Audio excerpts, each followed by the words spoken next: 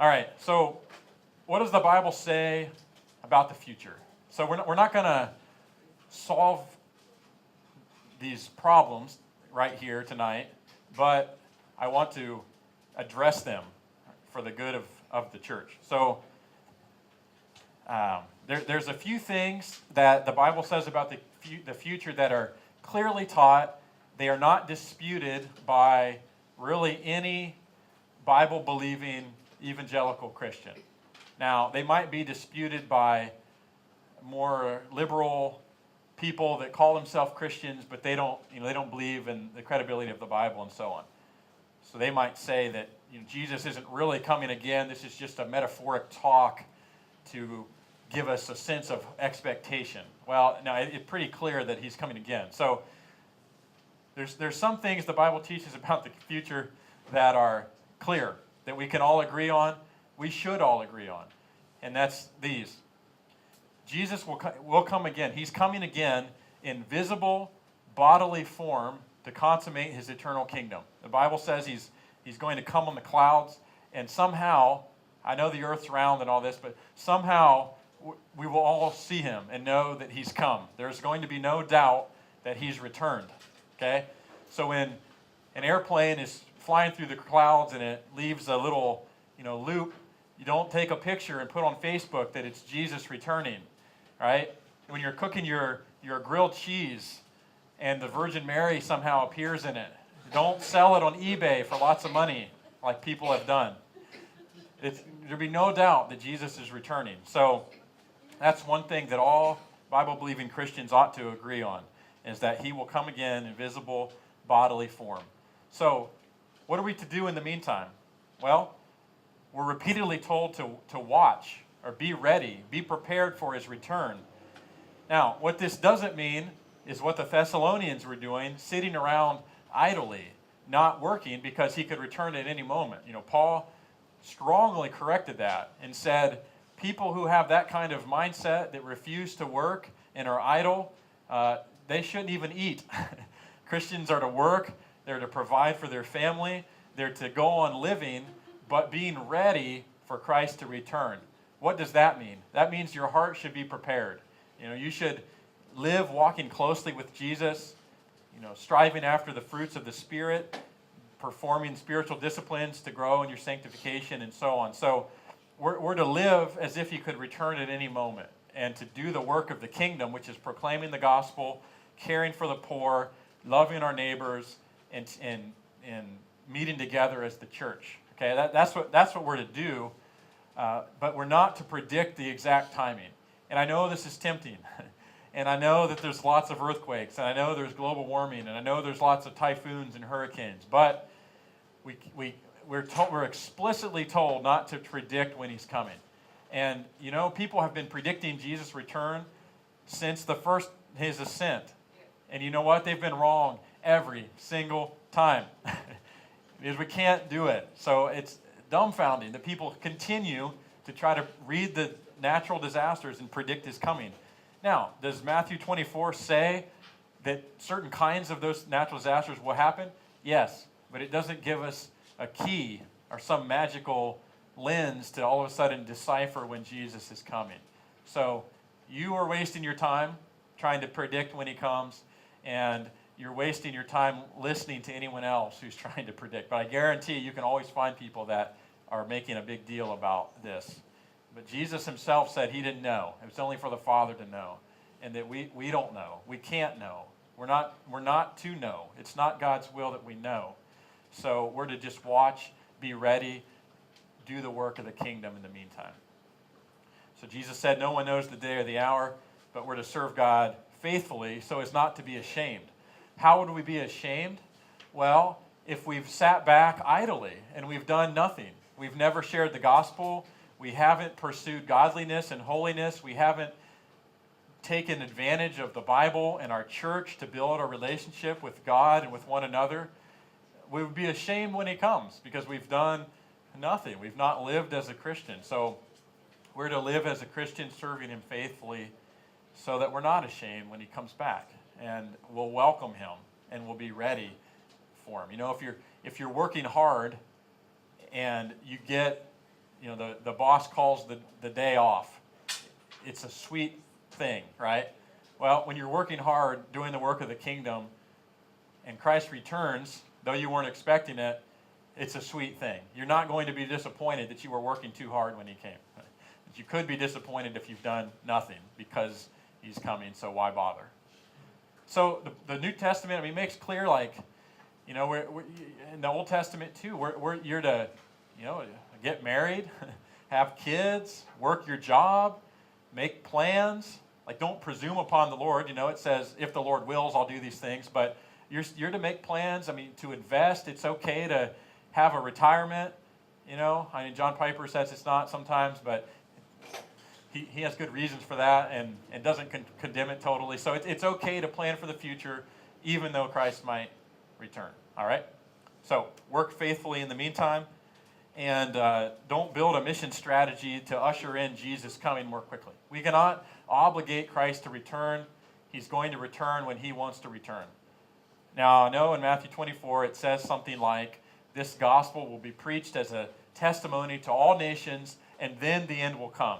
Some people in mission agencies have built an irresponsible mission strategy off of that thinking that, what we need to do is get one believer at least in every people group all over the world, and as soon as that happens, Jesus will return, as if we can obligate him coming.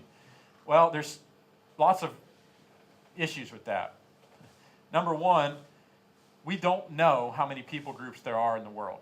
There are lots of missiologists that make it their life's work to try to figure that out, but the markers of a people group are language, religious belief, and so on.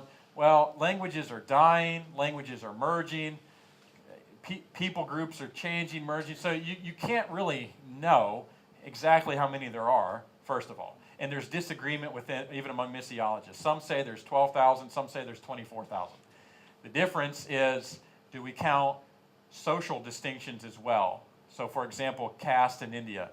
So you might have Indians who speak the same language, they have the same religion, they have the same general heritage, but they're two different castes, so there's a social barrier there. Some missiologists say, because of that social barrier, it provides a hindrance to the travel of the gospel. There are two people groups, but other missiologists don't agree with that and say that social distinctions like this, like we're not going to count the hipster skateboarders, as their own people group, just because they have a distinct social group. So there's not agreement on how many people groups there are. So that's one problem. Another problem is the Bible teaches us to reach people with the gospel and to teach them and disciple them, not to reach and leave them. So some irresponsible mission strategies are, we don't need to plant churches, we don't need to disciple, we don't need to follow up, we just need to go through every place on earth and try to preach the gospel and get somebody to raise their hand and say they believe in Jesus, and then move on. And if we can get everybody, every people group have a one saved person, Jesus will come back. Well, what if he doesn't come back right away? Now you've left a host of unhealthy, immature Christians that are going to fall back into syncretism and their old beliefs. You've not have any church, not to mention you're disobeying what the Bible says about discipleship, follow-up, and church planting. So that's another problem with that kind of thinking. And a third, what does the passage say? This gospel will be preached as a testimony to all nations, and then the end will come. But let's just say that once every people group has a Christian, it doesn't say specifically that Jesus immediately returns.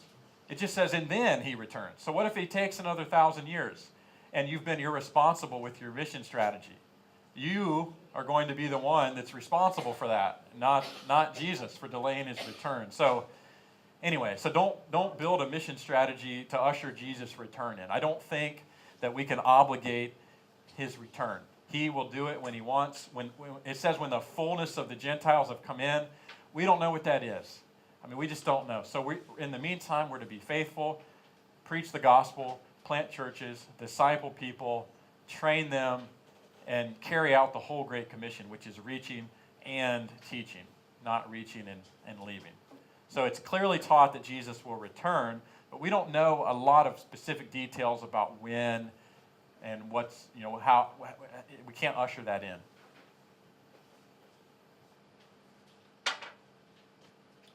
All right, we also know that Jesus' return will reveal true believers. So we do our best to protect the church, which is the bride of Christ. That's why we have pastors. It sounds like a swear word. You pastored. That's why we have pastors, and they're called shepherds, and they're to protect the flock, because false believers, false prophets, and many antichrists are coming to infiltrate and assault the church, and to lead people astray with false teaching that's heretical, that corrupts the church, that leads them away from the truth. And they're going to call themselves Christians.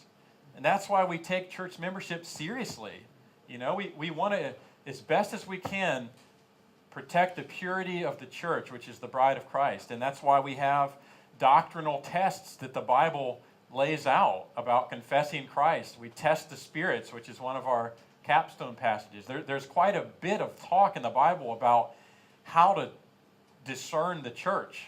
But ultimately, we can't really know. You know, people can deceive us, but they won't deceive Jesus. He knows their hearts. So when he returns, he will reveal the true church, right? And we might be surprised who was faking it. So that's why doctrine matters. Church membership matters, because we are commanded to protect the purity of the church. So the judgment parables, like at the end of Matthew, clearly show a mixing of wheat and tares, and it talks about them being separated, and sheep and goats. So this is some allegory, but the Bible gives license that we know this is talking about Christians and non-Christians.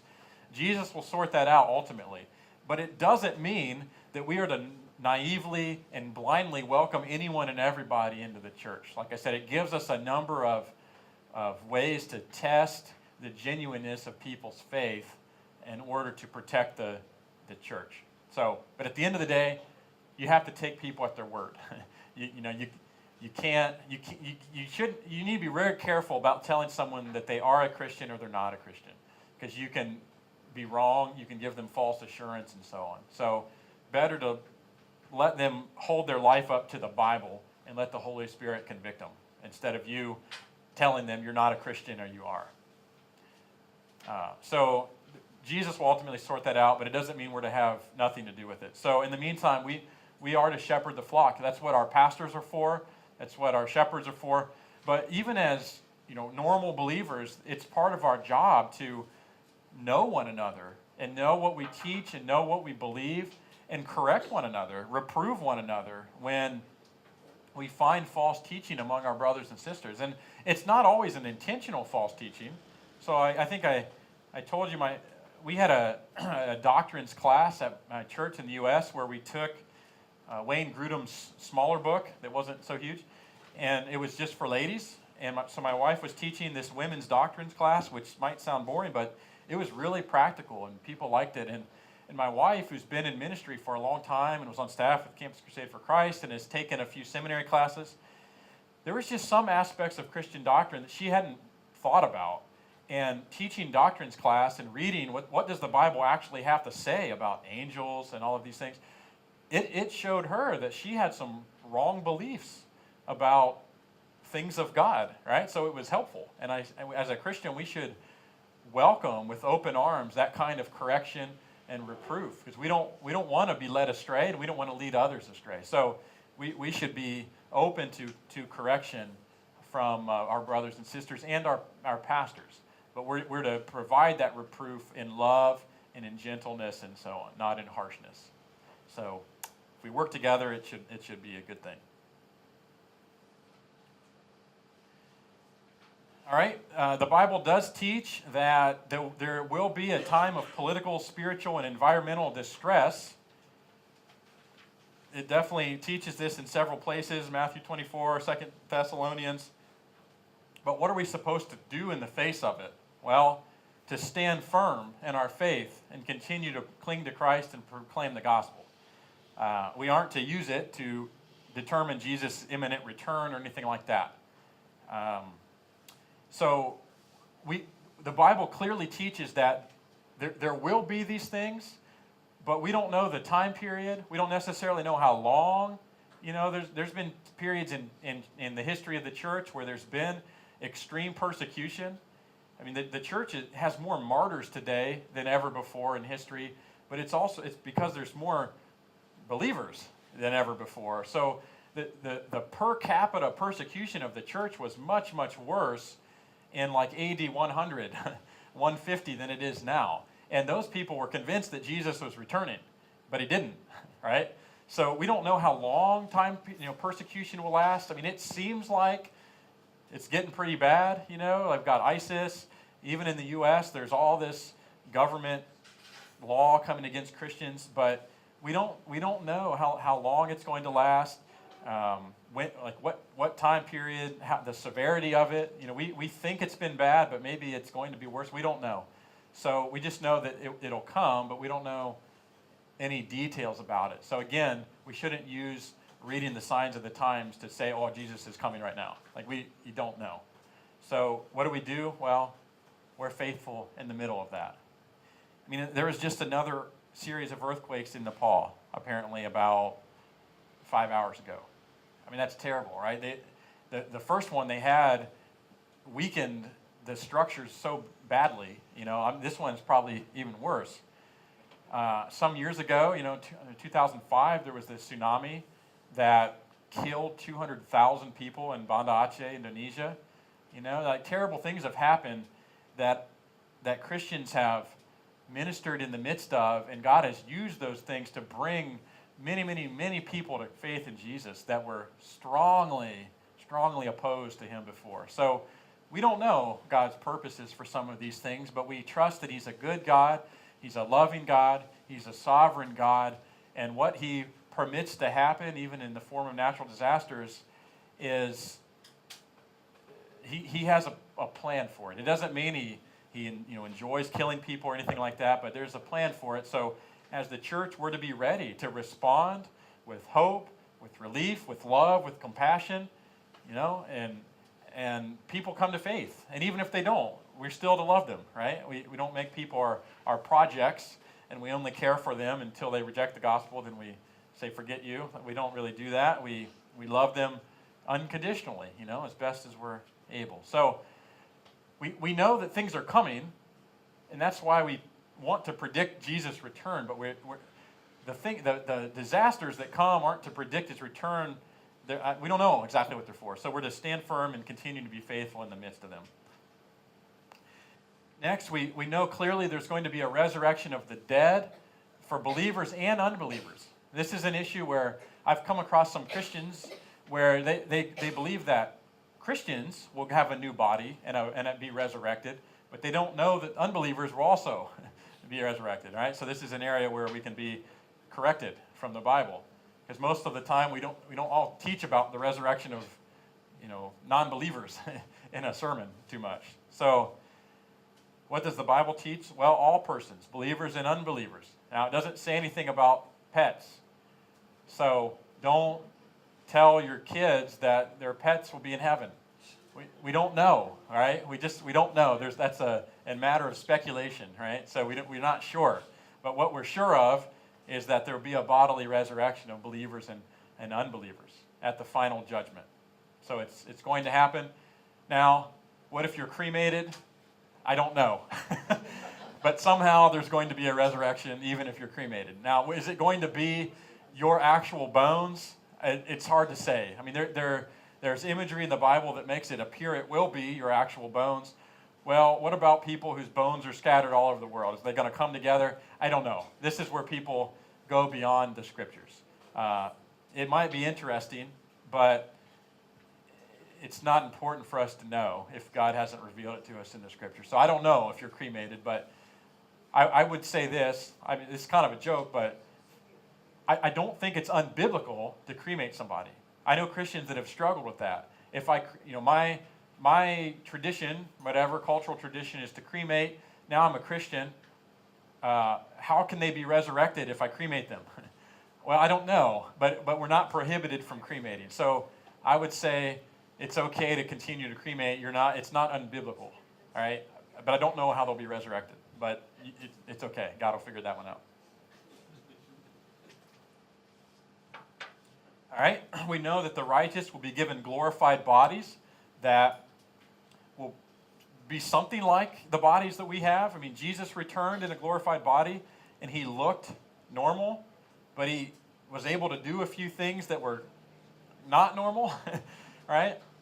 Well, that's going to be us. If you have a big scar on your face, are you going to have a scar in heaven?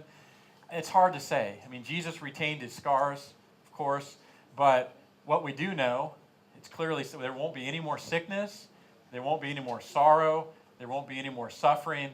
And in fact, Paul regularly uses this as hope for those of us that are in the midst of physical pain and suffering now. The hope of our resurrection body, where all that will be gone, and it'll be a great thing. So we know the righteous will be given glorified bodies and enter paradise. We know that the unrighteous will depart from God's presence forever and will experience eternal torment.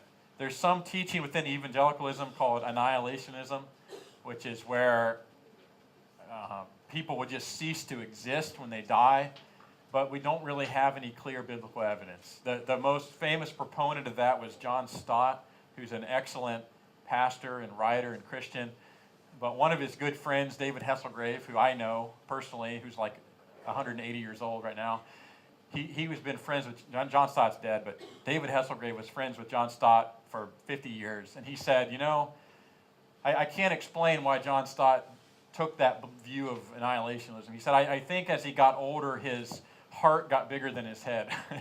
and he couldn't bear the thought of people suffering eternally. So he kind of remade the scriptures because his heart got too big. So the Bible seems pretty clear that there's going to be an eternal weeping and gnashing of teeth. I mean, it paints hell in an awful light, right? All right, so those are areas that we should agree on, right? That those things are going to happen. The Bible's clear. Now, here's some areas of disagreement where godly men and women who believe the Bible, Jesus is their Lord, they have the Holy Spirit, but they don't quite agree on some of these issues. So these ones we need to hold with humility.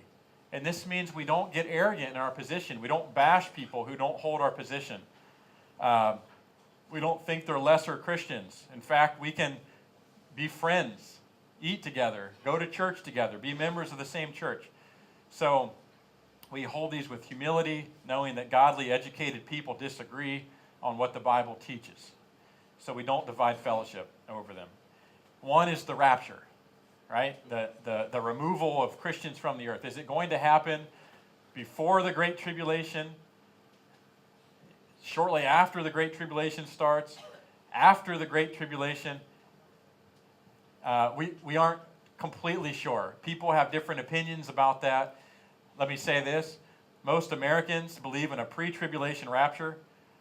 Is that their culture speaking? We've lived a life of ease for 200 years. We don't think we should, we're privileged. We shouldn't have any problems. The rest of the global church that is poor and suffers, none of them believe in a pre-trib rapture. Their whole life is suffering, so they believe in a post-tribulation rapture, right? Is that their culture speaking in? I don't know. So the point is there's godly men and women who disagree. So I have my view. If your view is different, we can talk about it, but I'm not going to, it's okay. I'm not going to think any different of you, anything like that. Nor am I going to bring it up in every conversation until you believe like I do. It's not to that level. Interpretation of Revelation. Now, what I primarily mean is the millennial reign. All right? There's premillennial reign, where Jesus returns bodily, ushers in 1,000 years of peace. There's amillennial, which is, the millennium is a figurative time that's occurring now. There's postmillennial, which is the millennium comes first and then Jesus returns. That was prominent until World War II. And when world wars kind of blasted the idea that the earth was getting better and better and better and better and better, a paradise, and then Jesus returns. The two, World War I and World War II shattered a lot of people's post-millennialism, which makes me wonder again, how much of your culture was you reading into the Bible? All right? Now, New Testament scholars that are some of the most prominent, respected in all the world, mainly one person I know well, Tom Schreiner, Look him up. He's written everything. He used to be a premillennialist. He teaches the New Testament, right? For 20 or 30 years, he was a premillennialist. He's recently become convinced from the scriptures that amillennialism is correct. Okay? If a world-renowned Bible scholar changes his mind, what's the hope for the rest of us, right? So the point is, godly men and women disagree. Now, unfortunately, this is an aside that might have nothing to do. There are some seminaries, ones in the U.S. I know of, that require you to be a premillennialist to teach there. This doesn't make any sense to me because it's an issue of secondary or third importance, right? It's not a huge deal. Now, part of the reason why maybe they still hang on to that in their doctrine of faith is because in like the 20s and 30s, a lot of liberal Bible scholars that didn't believe that the Bible was truly the Word of God, they were post-millennialists because they thought that the goal of Christianity was to make society a better place and that's what the gospel did. It wasn't about personal salvation or anything like that. The gospel and the mission of the church was to improve society. And they were post-millennial, of course, because their goal was to improve society. So at that time, in the 20s and 30s, if you were a premillennial, you were almost certainly a conservative biblical Christian where you believed the Bible. And that's why it was a filter for people to have orthodox views of the Bible. If you were a premillennialist, you probably believed the Bible was true. If you were a postmillennialist, you're probably a liberal Christian who didn't believe the Bible. But now, there's godly Bible-believing men and women that are on both sides of it. So those schools ought to drop. I mean, I know who am I, but I think they should watch this. Those schools ought to drop that requirement. And my school that I graduated from, Southern Baptist Theological Seminary, it has some of the world's most renowned Bible experts. It doesn't have an official stance on premillennial, post, or right? And we have faculty that are a range. And Tom Schreiner changed his mind, and he's a New Testament scholar, okay? So it's not that big of a deal. People make this such a big deal. It's 6 verses in Revelation, that's it, that talks about the millennium. The rest of Revelation is important too, but nobody ever wants to talk about that. They just want the millennial. So anyway, so that's an area of disagreement, but we can still be friends. It's okay, right? We can love each other. We can even be in the same church together. I think. Maybe your church has a condition in church membership that you have to be one or the other. I don't know. If they do, I apologize, and I would encourage you to remove that. So anyway, that's an area of secondary importance. It's not at the same level as like the deity of Christ and those kinds of things that are essential for our unity. I always forget that I explain it later. All right. The rapture is only alluded to in one passage. It's not even in Revelation. And it's actually very complex. It's not just people reading one verse. There's all kinds of things working together across lots of passages in the Bible to come up with your position on the rapture. You want to learn about it, read about it in systematic theology. They lay it out very clearly, all of the different arguments and so on. So again, we're not going to solve these problems tonight, but just know that you can disagree with people that have a different idea of the rapture. Same with, Revelation, we talk about that, millennial reign. And even the future of the nation of Israel, okay?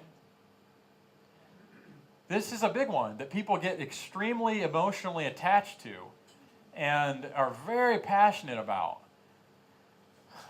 But I don't think it's that we ought to break fellowship over it. You can go to church together and have 2 different views of the nation of Israel. So just briefly, one view is that Israel as a nation is still God's chosen people, and they still have some measure of blessings from God, and that we're to pray for them, to do all that we can to keep them in existence, go to war so that they remain a nation, all of these kinds of things, to get politically involved because they're God's people, and that somehow there's still Jews will come in, through Israel or something like that.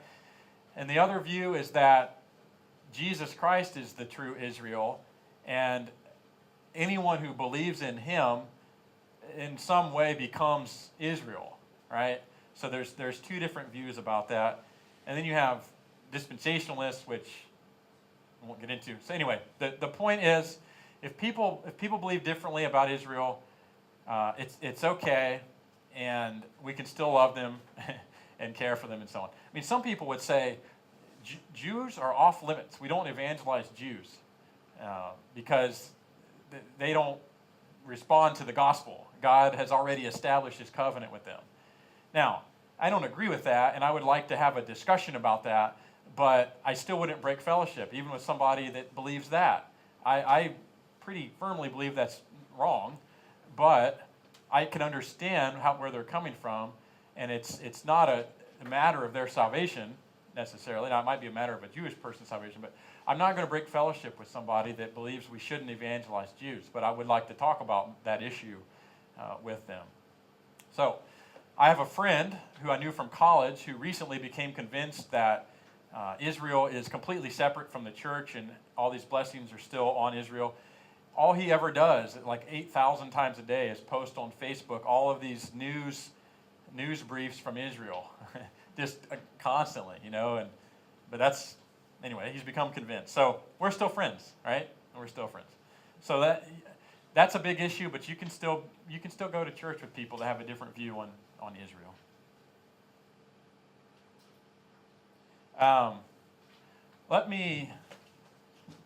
I should have printed it out. Let me think if I can even remember how to. I can't spell, you already know that.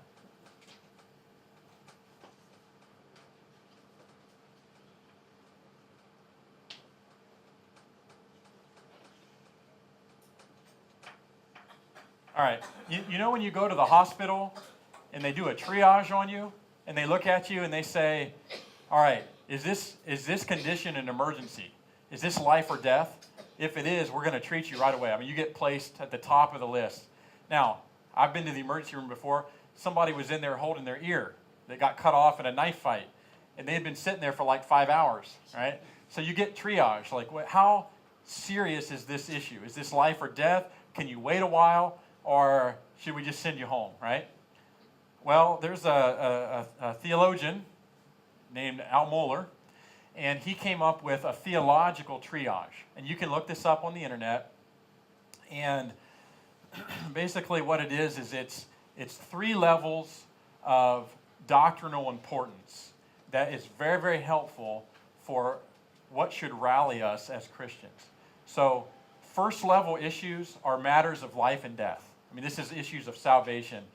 And you should break fellowship with people that disagree with you on here. And these are issues like the sinfulness of man, the deity of Jesus, the humanity of Jesus. Jesus is the only way to be saved. Like, these are major issues, like the truthfulness of the Bible, those kinds of things, the existence of heaven, right?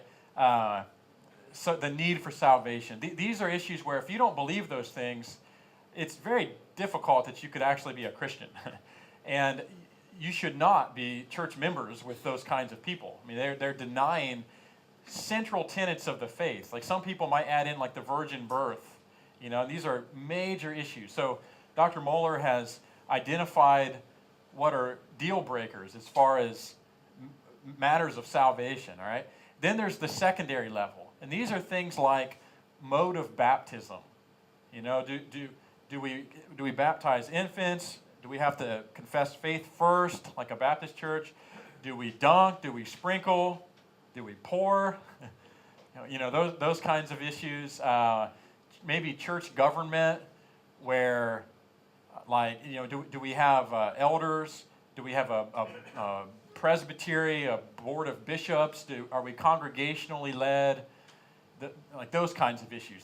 Those are secondary issues where you can have disagreement and still be a Christian, but it's difficult to have permanent fellowship together, right? So that's why you're a Baptist church, right? So you probably practice believers' baptism by immersion. Yes. Which I happen to believe is the is the biblical means of baptism. Now, I'm not going to say that Presbyterians are not Christians because they were sprinkled as a baby, right? But we're not going to go to church together. That's what they have. That's why they have. These are denominational issues. They're not matters of salvation, but they're denominational issues. Church government, mode of baptism, that kind of thing. So Dr. Moeller provides a range of those. Then there's tertiary or third level issues, and these are just matters of opinion more than anything. And basically some of the things we just talked about: millennial reign, rapture, position on Israel. And there's no reason why we can't be friends in the same church and disagree on those issues. Okay, these are lower level issues. It doesn't mean they're not important. It doesn't mean that we shouldn't study them, the millennial reign, but we shouldn't break fellowship. We shouldn't, you shouldn't split off from this church and form your own FBC, Subong, post-millennial, just because everyone else is premillennial. Like, that's ridiculous. So those are third level issues, and Dr. Moeller lays out the third level issues. So it's helpful to gauge how big of a deal should I make about this, right? Should I beat somebody over the head with it every single time we're together? No. You know where, well, there's some disagreement, but the Calvinist-Arminianist debate, I think, is a third level issue. Now, some churches make it a second level issue where I don't know of any church that makes it a second level issue at membership. My church back in the U.S. is a Reformed church, Calvinistic. The elders there have to sign a statement of faith that is Reformed and Calvinistic in nature. But you don't have to even know what they're talking about to be a member at that church. So they don't break fellowship over that. So I would say that's a third level issue. It might, some people might make it a second level issue. But I know one guy who was so hardcore on the Calvinist side that he couldn't believe that a non-Calvinist could even be a Christian. If you don't believe in the sovereignty of God, how can you even be saved and all of this? I think that's too much. I think that's a third or a 2 point. That's a 2.5 maybe. Well, I'll make up my own. So anyway, we shouldn't break fellowship, and it shouldn't be an issue that we beat someone over the head with every time we talk to them. Okay. So anyway, that's all I'll say about that. Theological triage. I think it's helpful for us all to look at it. It's a short document. Where would you put tongues? Put what? Tongues. Tongues? Second, because it's under practice. Pentecostals definitely put it maybe even number one. That's right. No, that's right. Yeah, that tongues. What do I think? I'm gonna get run out of town. Maybe, I don't know.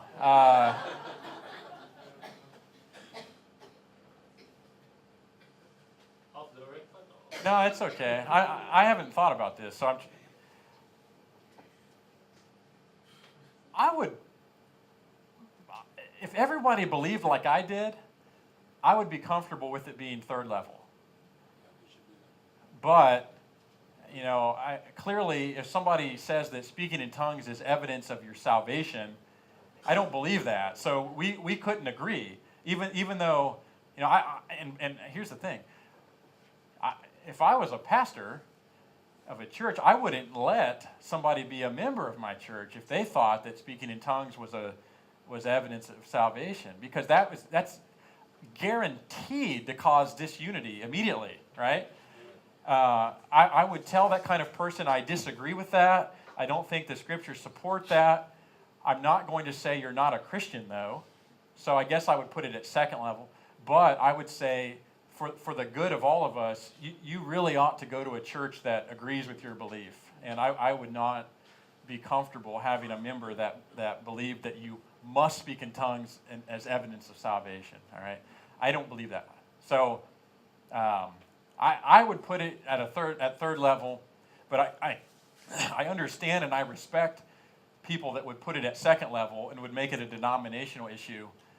And I don't understand And I partially respect people that would put it at first level. I think that's just, there isn't clear evidence for that, and that, I think that's divisive. Yeah, at that, and it can cause people to doubt their salvation. If it's a first level issue, it ought to be a difference of salvation. Second level issue shouldn't cause people to doubt their salvation.